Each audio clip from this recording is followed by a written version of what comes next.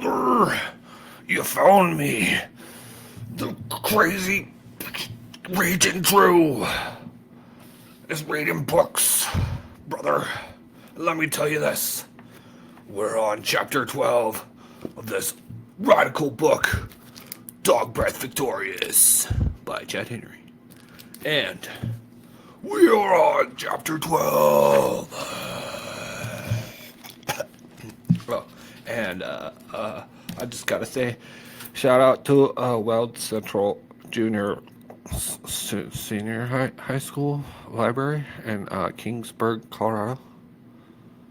Shout out to them, okay? Because I have your book. It's mine now. I paid for it though. Ain't no thief. Okay, here we go. Chapter 12. Enough tomfoolery. Let's get into this. Chapter 12 here, shall we? Let's do this. Yeah. Alright, here we go. We pulled up in front of the cafe in a loading zone and left the car idling while Mom got her purse out. Let's see, it was $40.97. I've got $1, $2 bills, and all these quarters. That makes 22, 225, 50, 70. Oh, never mind. Let me just run in and I'll dump all this on the counter. No way, Mom. Just give it to me and I'll... No, I want these people to see that you have a normal, regular mom who loves and cares about you. She jumped out her side.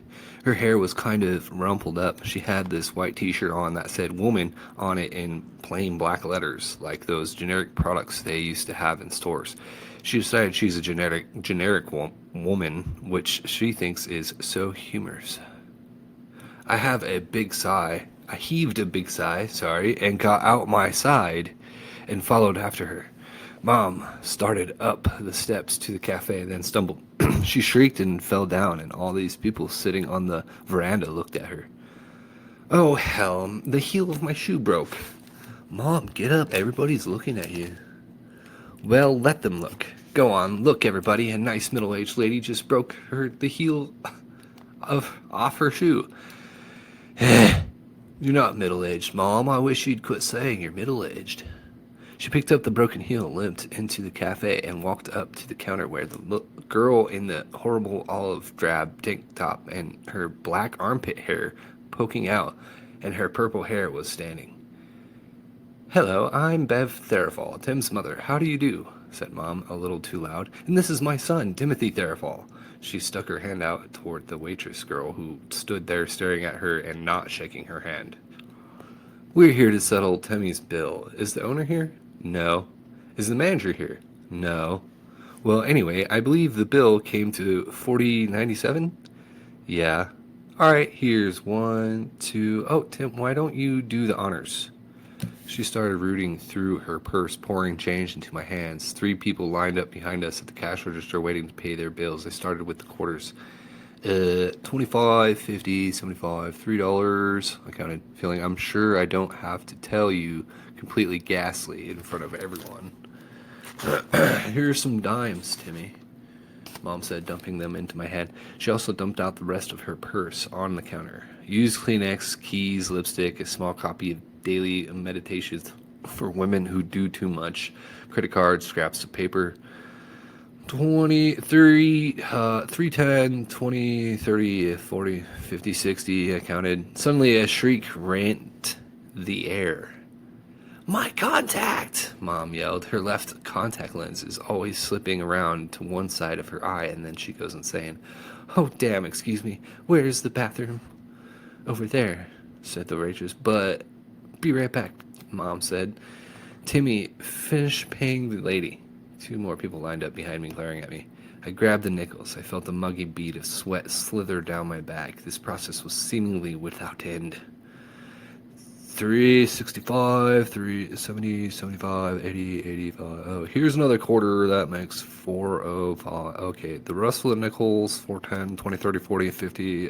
Here's some pennies, 51, 52, 53, 54, 55, 56, 7. Yeah, that's all the money she's got in here. Just a minute. Dear waitress, can you take food stamps? Mom came limping back from the bathroom.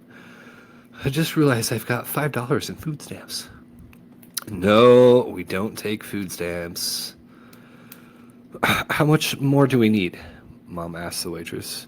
The total is $4.97.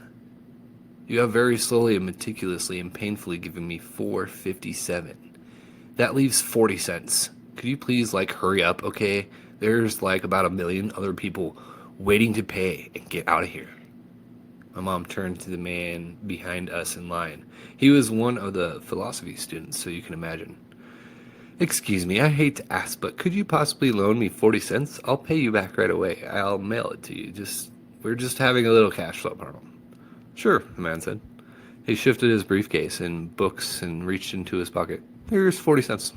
He kind of sniggered. Mom took the money and gave it to me, then started rummaging through the stuff on the computer. She unfolded and smoothed a scrap of paper from the pile. She picked up a pencil and started to write. The point snapped off. Excuse me, she said to the waitress. Do you have a pen I could use? I'm going to get this nice man's address and telephone number. The waitress heaved a huge sigh, pulled a pen from behind her ear, and flipped it to Mom. Mom tried to scribble on the paper, but the pen wouldn't write. She set it back on the counter. Do you have a pen? She asked the man who had just loaned us the 40 cents. Here, chorused 4 people behind us in line, all handing her pens. It's okay, really, said the man. You don't need to pay me back. I just need to take care of my bill and get out of here, said the man. I'm TAing a logic section in 5 minutes. Well, I'm not a charity case. I just don't approve of taking money, said my mom. Okay, said the man. Next time you see a bum on the street, just give him 40 cents for me. You can just pass it on. Oh, what a nice thought, said Mom. Isn't that a lovely thought? She asked the room in general. She turned to the waitress. I only want you to know that Timmy's basically a very honest, trustworthy boy. He's just been going through a kind of tough time lately. My husband died recently, and Mom, I hollered, we have to go. Oh, and by the way, Mom said to the waitress, your outfit, very interesting. You like my outfit? Asked the waitress. No, I don't, said my mom. Where do you do your shopping? Mostly at Post-Apocalypse, said the waitress. Mom, what do you want to know that for? I demanded. Maybe I'm contemplating a beauty makeover, Mr. Smartmouth. Just then, a loud chorus of boos and hisses and catcalls erupted in the cafe. I turned to see what the turmoil was all about.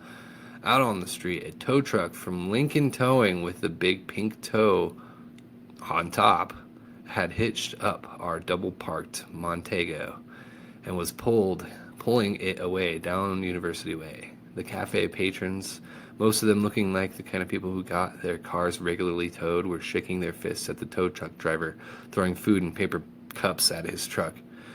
He cheerfully flipped everybody the bird out the window. Wait, stop, please, my car, don't take my car. My mom shrieked, hobbling out of the cafe as fast as she could go on one high heel. Everybody was pointing and laughing and snickering and whatnot. It came to me then, in a blinding flash, that I simply could no longer afford to be seen in public with my mom if I wanted to have any self-respect whatever.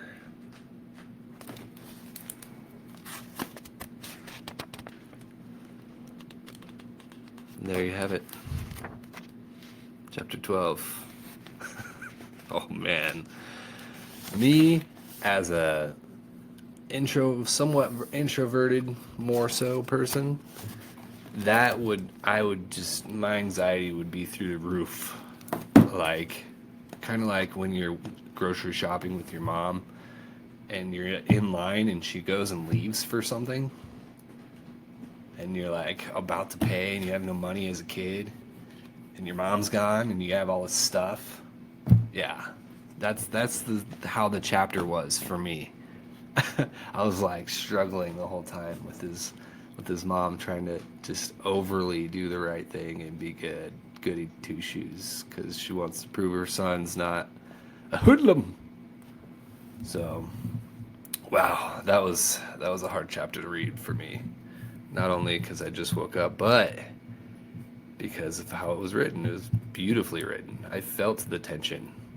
I could cut it in my brain, in the fog, in the book. I could. It was like I was there, and I was Timmy, and I was having anxiety. Because that's happened to me before, similar situations like that, and I hate it. I don't like it. I'll just get out of there as soon as possible, as quickly as possible. That's what I do. Fight or flight, I fly. I'm running. I'm skipping across the water to avoid those kind of situations. But hey, that's when life. Sometimes you gotta just you kind of do stuff, and then you kind of and then you just and then you just do it. Yeah. Anyways, all right. So that was chapter 12. I hope everyone has an excellent day. And it is Friday, so don't go too crazy on the weekends, okay? I don't know what I'm doing with my hands. What am I doing? I don't know what I'm doing. I'm just doing stuff, okay? I don't know. All right, anyways. Be good. Don't be like Timmy's mom. Okay? You can do it. I believe in you.